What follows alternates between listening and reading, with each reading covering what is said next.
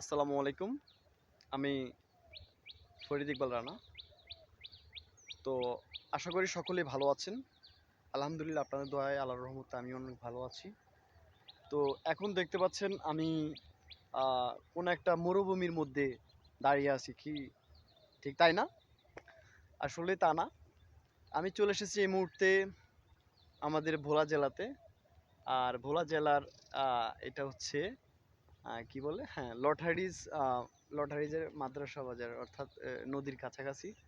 তো আমাদের এখানে একটা দীর্ঘদিন ধরে একটা কাজ চলতেছে। বাংলাদেশ পানি উন্নয়ন বোর্ডে একটা কাজ করতেছে। তো এই কাজটা আজকে কয়েক মাস ধরে চলমান রয়েছে। আর আমি এখন যেটার উপর দাঁড়িয়েছি এটা হচ্ছে আপনার বেড়ি। বেড়ি বাঁধতেছে। তো আগে যে পুরনো বেড়িটা ছিল সেটা ভেঙে গেছে। সেটাকে নতুন করে বড় সড়ো করে একটা বেড়ি করতেছে। এই বেড়িটা কিন্তু অনেক বড় হবে আর অনেক চ্যাপ্টা হবে। দেখেন এই পাশে কিন্তু অনেক জায়গা আছে। এই পাশে অনেক জায়গা আছে। মাঝখানে কিন্তু বালি দিয়ে ভরাট করেছে। এটা আরো ভরাট করবে। তো এর সাইডে এক সাইডে বেড়িটা কিরকম হবে? এক সাইডে ব্লক দিয়ে তারপরে ক্লাঞ্চি করে এটাকে অনেক সুন্দর করে তুলবে। তো অনেক জায়গায় কাজ কিন্তু কমপ্লিট হয়েছে কিন্তু এখানে এখনো হয়নি। এখানে কাজ চলমান রয়েছে। তো আজকে দেখতে আসলাম যেহেতু আজকে সকালে বাড়িতে আসছি লঞ্চে করে। আম চরপেশন বেতুয়া রোডে এই লঞ্চে করে আসছি। তো আজকে আপনাদেরকে অনেক কিছু দেখানোর চেষ্টা করবো। তো আস্তে আস্তে অনেক কিছু আপনাদেরকে দেখাবো। তো গাইস আপনার সঙ্গেই থাকুন, ঠিক আছে? এখন আমি নদীর পাড়ের দিকে যাইতেছি। যেমন এই যে সাইডে যে বেড়িটা দেখতেছেন, বেড়ি ওই পাশ থেকে আমি কথা বলছিলাম। তো এখন আমি নদীর কাছের দিকে যাইতেছি। একবারে এর এই যে ইয়েটা দেখতেছেন যে ঢালটা, এটা কিন্তু বেড়ি ছিল, পুরাতন বেড়ি, বেড়িবাঁধ। তো এটার পরবর্তীতে এই যে আমার এই পাশে দেখতেছেন এটা করতেছে। তো এখন আমি ওইটার কাছে যাব। জাস্ট ওই যে লুক দিস বেরি। তো আমি এখানে যাব এখন। তো আপনারা আমার সাথে থাকবেন, কোথাও হারিয়ে যাবেন না। আর একটা কথা বলে রাখি, এখনও যারা আমার ফেসবুক পেজ ফলো করেননি দ্রুত আমার ফেসবুক পেজটি ফলো করে দিবেন। আমার একটি পেজ আছে লিজা স্টার এসডি, আর একটা পার্সোনাল পেজ আছে এমডি ফরিদ ইকবাল রানা। আর আমার একটি ইউটিউব চ্যানেল আছে লিজা স্টার এসডি। আশা করি সবাই ফলো দিয়ে রাখবেন। তো ইনশাল্লাহ আর টিকটক আইডিতেও ভয়েস অফ ফরিদ, তো সেখানে ফলো দিয়ে রাখবেন। ধন্যবাদ সবাইকে। তো দেখতে পাচ্ছেন যে এটা একসময় নদী ছিল, আর এটা এখন পুষ্করিণীতে মানে পুকুরেতে রূপান্তরিত হয়েছে। আমার এই পাশে যে এটা অনেক বিশাল বড় একটা নদী ছিল। আর আমার হাতের এই বাঁ পাশে দেখতেছেন যে একটা পুকুর, যেটাকে আমাদের এখানে পুষ্করিণীও বলে, কেউ পুকুরও বলে।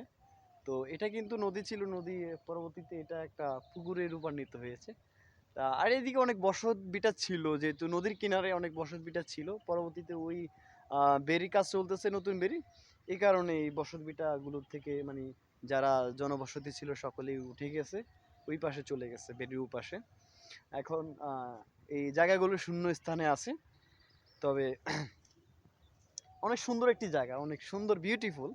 তো আমাদের শুধু আমি বললে হবে না, আমাদের ভোলার লোক বললে হবে না, ভোলার মানুষরা বললে হবে না। এখানে বাইরের রাষ্ট্র থেকে বিভিন্ন ধরনের মানুষ আসে, তারা দেখে। আর আমাদের বিশেষ করে বিভিন্ন জেলা থেকে মানুষ দর্শনার্থী আসে, আসার পর এগুলোকে দেখে, অনেক সুন্দর বলে তারা। তো গাইস আমি কথা না বাড়িয়ে আমি জাস্ট আমার নিজের জেলা হিসেবে আহ, কতটুকু গর্ব করবো আমি জানি না, তবে আপনারা ভালো জানেন আসলে গর্ব করার কি আছে। তো আমি ফাইনালি পুরাতন বেরির উপরে উঠে ফেলেছি। তো দেখতেছেন এখন আমি পুরাতন যে বেরিটা এটার উপরে আছি। আমার হাতের একটু ওই যে আমার হাতের দিকে লক্ষ্য করুন, ওইটা কিন্তু নতুন বেরি। হ্যাঁ, তো আমি এই পুরাতন বেরি কেন ভেঙে ফেলা হচ্ছে আর এটা কেন এটা মানে এই সাথে করতেছে না এটা উপর দিয়ে, সেটা অনেকগুলো কারণ আছে। সেগুলো এই মুহূর্তে বিস্তারিতভাবে আমি আপনাদেরকে বলতে পারবো না। তবে আপনাদেরকে আমি কয়েকটা লক্ষণ দেখাচ্ছি যে বেরিটা কেন এটা ফাটল ধরেছে আর এই বেরি কেন এটার উপর দিয়ে করতেছে না। কারণ আপনারা দেখতে পাচ্ছেন আমি এখন চলে আসছি যে নদীর কিনারে। এটা হচ্ছে যে আমাদের মেঘনা নদী যেটাকে বলে। এই যে মেঘনা নদীটা কিন্তু অনেক ভয়ঙ্কর, আবার অনেক সরল বললে চলে। এটা যখন শান্ত থাকে একেবারে নিবিড়। হ্যাঁ, দ্যাটস যখন এটা নিবিড় থাকে তখন খুবই স্বাভাবিক সমতল। আর যখন এটা মানে উত্তপ্ত হয়ে যায়, হ্যাঁ, তখন কিন্তু এটা অনেক খারাপ রূপে আকৃত হয়। দেখেন এই যে আমি যেখানে দাঁড়িয়ে আছি, হ্যাঁ, এটা হচ্ছে একটা বেরিয়াটার ঢাল, এটা একটা সাইড। এটা কিন্তু অনেক দূরে ছিল, ওখানে একটা রাস্তাও ছিল বটে, এটা ভাঙতে ভাঙতে এই পর্যন্ত আসছে। আর এই যে এই জায়গাটা, এটা কিন্তু একটা স্কুল ছিল।